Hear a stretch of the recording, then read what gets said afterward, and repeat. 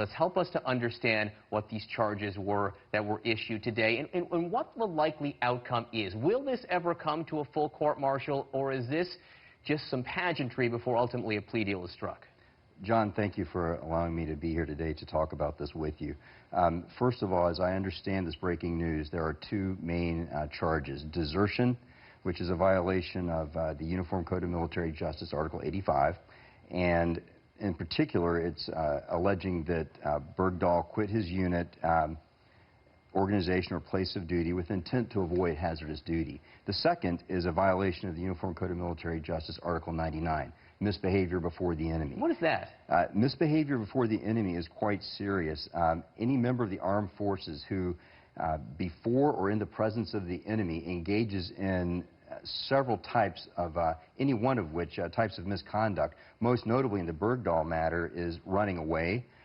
In addition, one who casts away his arms or ammunition in front of the enemy, or one who otherwise causes danger or causes a hazard to his unit or his command.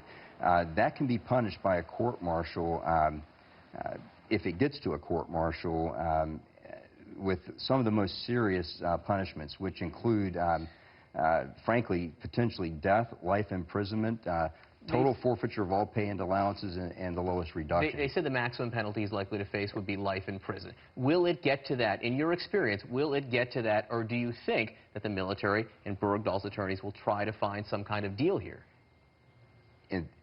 There are a lot of factors that we'll take into account as this proceeds.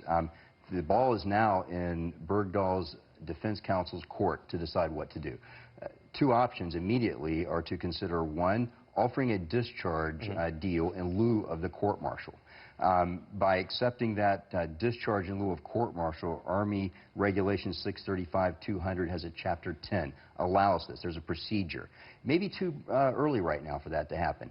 I would assess this would likely go to an Article 32, the military equivalent, if you will, of a grand jury. The difference is Sergeant Bergdahl will have an opportunity to cross-examine witnesses and present his own evidence that would lend to defend him, or at least matters in extenuation, mitigation, to include the 5 years nearly of captivity. So to get to your ultimate question, what could happen? I think it's going to get to an Article 32 investigation, and then the General Court-Martial Convening Authority is going to have to decide, do we accept a deal that the defense might proceed to pursue or not? And we have to see what his strategy is in his own defense. Larry Youngner, thanks so much for being with us. I really